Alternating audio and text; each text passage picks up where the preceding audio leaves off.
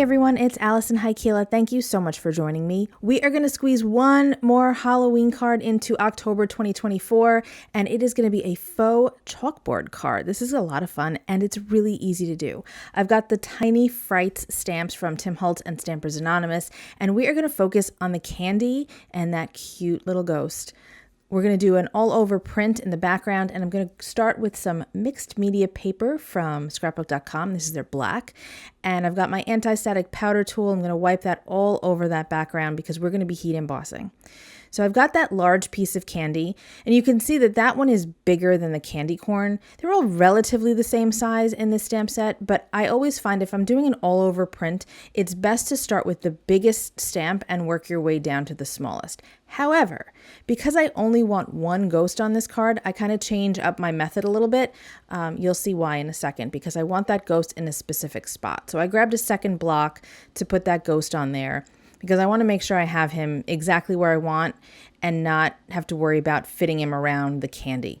So I put that ghost on there, and then I decided, you know what, let me grab my sentiment also and put that on there too, so that this way I have it, again, exactly where I want. In retrospect, I probably should have raised that sentiment up a little bit so that I could have squeezed another piece of candy underneath it, but it's all good. It's still adorable. We take care of that problem later on.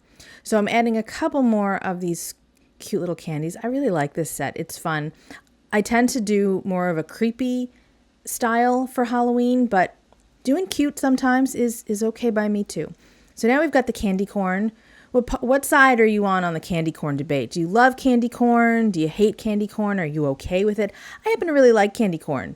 It's not my favorite candy, but I'm good with it. You see, I'm trying to fit that candy corn right above the sentiment, and it just doesn't work. So again, a little bit of planning would be fine, but we're going to take care of that empty space there. No worries. I've got some white detail embossing powder. This is from Stampendous, but you can get it, any brand you want for this. I've got a bunch of excess powder. I guess I pushed a little too hard with those hard candies, and there's a lot of white in the middle there. So I'm just going to use my brush and clean that off. The ghost has a little bit of excess, but just using a brush and kind of tapping the back helps to wipe it away.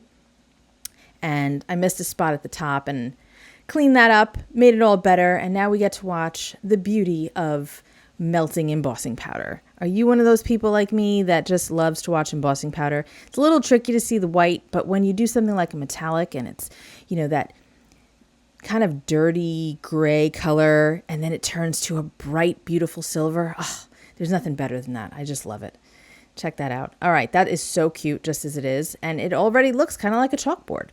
So now I've got the Soft Colors Posca pen set. Have you worked with these? These are acrylic paint pens. You got to shake them up really good when you work with them. You have to kind of tap the nozzle or the bullet point into the pen a few times before you actually start working with them for the first time.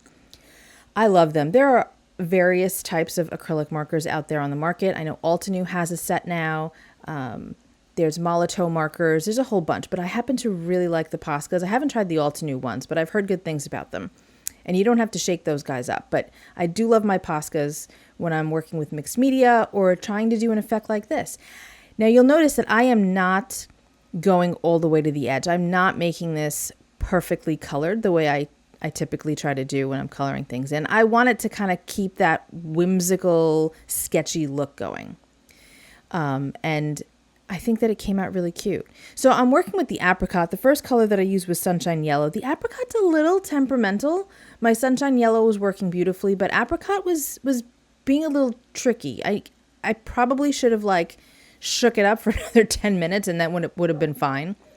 And then I switched over to the lavender. This was the first time I used the lavender, so that one was a little funny at first too, but you can see as I scribble here, I kind of depressed the bullet point into the marker a couple of times to kind of help get that paint flowing, and it works out well. It's good to do a couple of coats of this if you find the color's a little too translucent for you, but depending on your paper, you want to be careful so that you don't make it pill if you keep going over the same area again and again.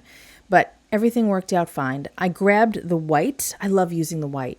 I know it's a non-color, but it can give you so many great effects on things.